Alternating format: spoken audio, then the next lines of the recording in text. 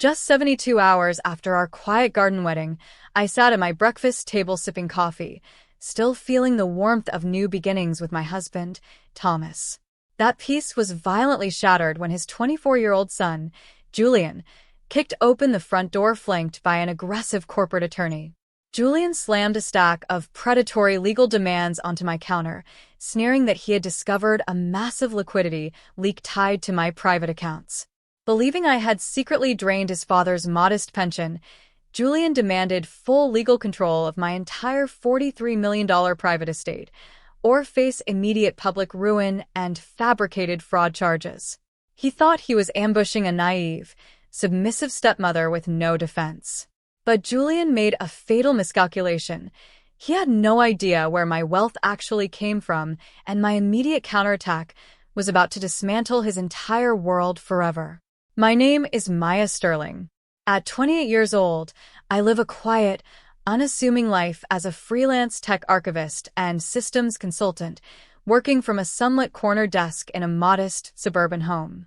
To my neighbors, local grocers, and acquaintances, I am simply a young woman who prefers cozy knit sweaters, secondhand paperback novels, and tending to a small backyard garden. But behind that calm and simple exterior lies a reality that almost nobody in the world knows about. 2 years ago, a breakthrough data encryption architecture that I spent 5 years developing with my former university research partner was acquired by a global cloud infrastructure conglomerate. After patents were transferred, sovereign trusts were established, and taxes were completely settled, I walked away with $43 million in liquid capital and low-risk institutional holdings. I deliberately chose never to flaunt a single cent of that wealth.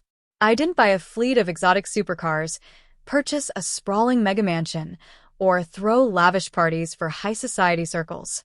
I had seen how sudden, flashy fortunes attract deceit, opportunistic parasites, and hollow relationships. I wanted real peace, genuine human connection, and a life grounded in authenticity. 6 months ago, that authenticity brought Thomas into my life. Thomas was a 54-year-old retired high school principal, a warm, gentle, and deeply honorable man who lived off his modest teacher's pension and spent his weekends volunteering at the local animal shelter. When he courted me, he did so with handwritten notes, wild meadow flowers he picked on morning walks, and honest, late-night conversations over chamomile tea. He loved me for who I was, completely unaware of the multi-million-dollar accounts resting quietly in private ledgers under my legal name. Last Saturday, Thomas and I exchanged vows in an intimate, 10-person backyard ceremony under the cedar trees. It was the happiest day of my life, but a dark shadow hung over the periphery. Thomas's 24-year-old son, Julian.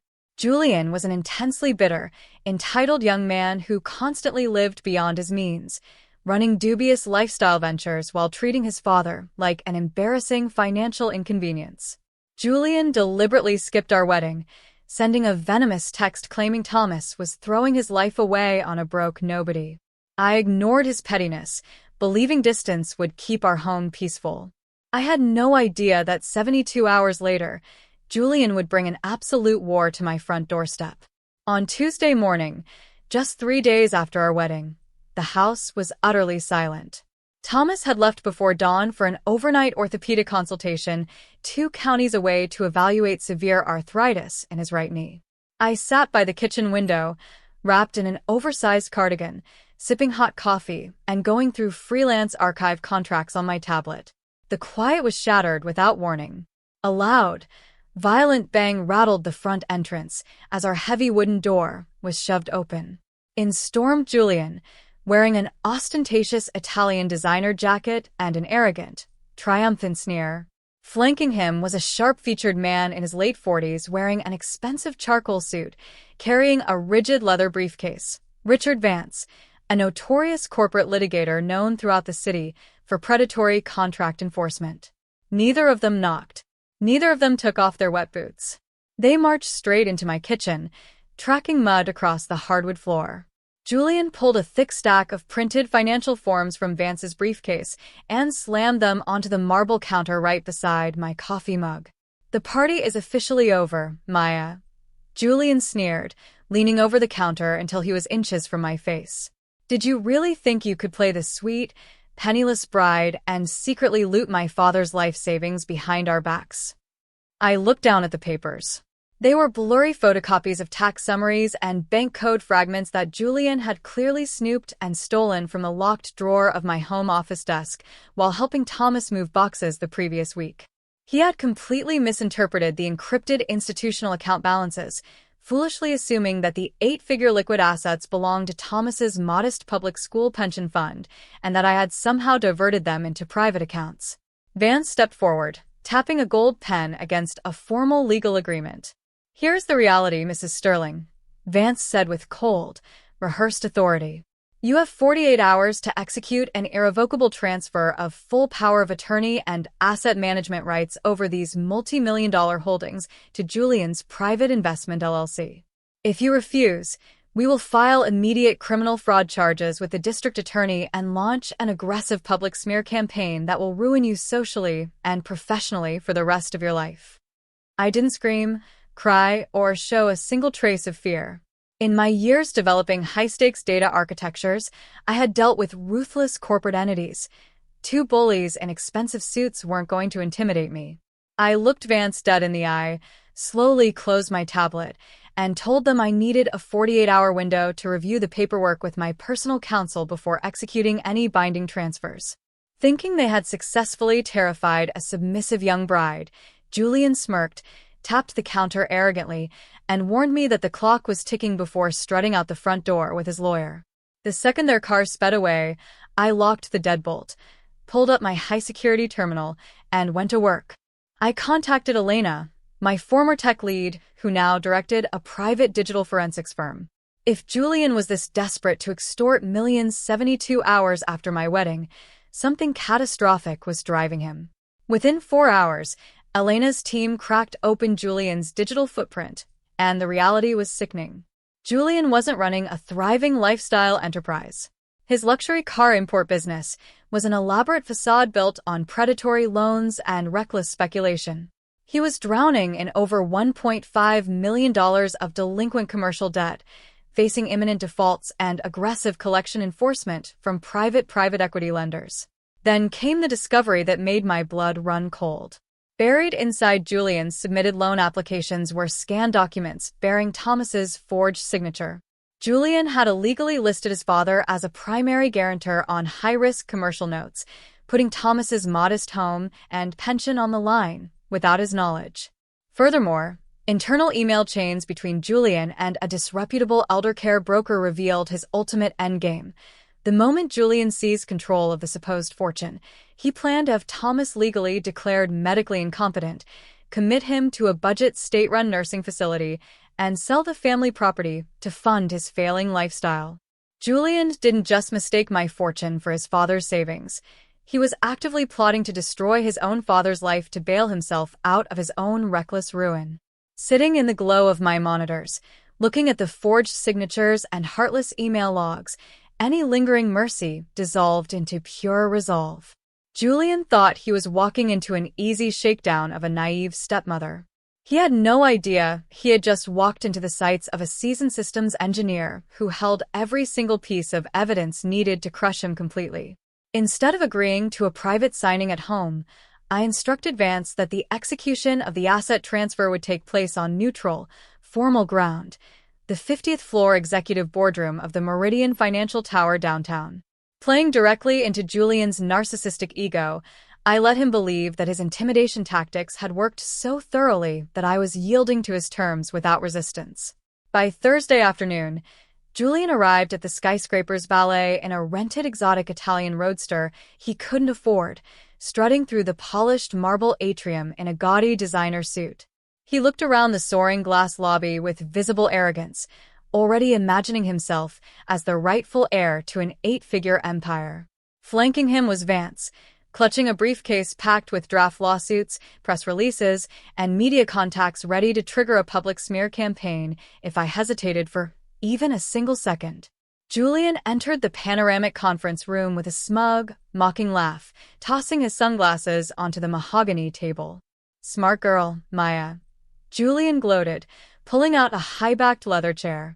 "I knew you'd see reason once you realized you were completely outmatched. Sign the power of attorney over to my corporate LLC, and maybe I'll let you keep a couple $1,000s a month for pocket change." Vance slid the multi-page transfer deed toward my seat alongside a solid gold pen, his expression cold and calculating. "We have 3 separate media outlets on standby, Mrs. Sterling. Either you sign these irrevocable management covenants right now, or we file our commercial fraud complaints with the state attorney's office within the hour." I sat quietly at the head of the long conference table, my posture straight, my hands folded calmly on the polished wood. I didn't reach for the pen. Instead, I looked toward the frosted glass doors at the far end of the room. The latch clicked open. Walking in slowly, with a cane, was Thomas. Julian's smug smile instantly froze. The color drained from his face as his father stepped into the room, looking at him not with anger, but with profound, devastating disappointment. Maya had picked Thomas up from the medical center that morning, gently laying out every forged signature, predatory loan document, and nursing home plan Julian had secretly drafted. Seeing the man he plotted to discard standing tall beside me, Julian's triumphant facade began to crack at the seams. The trap was set, the doors were locked, and Julian was entirely unprepared for the reckoning waiting on the table. The silence in the boardroom was absolute. I reached into my leather portfolio and pulled out a series of red-tabbed documents, spreading them deliberately across the mahogany surface. First came the verified United States patent registrations, certified corporate acquisition deeds, and federal tax clearance receipts. Every document bore my sole name and the official seal of the global cloud conglomerate that had purchased my encryption systems 2 years before I ever met Thomas. "Let's correct the record, Julian," I said, my voice steady, sharp, and commanding. "The $43 million you've been salivating over has zero connection to your father's pension. It is my private, premarital intellectual property. Thomas has never touched it, and you will never see a single cent of it." Julian blinked in stunned disbelief, his eyes darting frantically across the certified bank letters and acquisition totals. "No, that's impossible. You're just a freelance nobody. You stole this." "The only thief sitting in this room is you," I replied calmly. I tapped the screen of the room's presentation remote.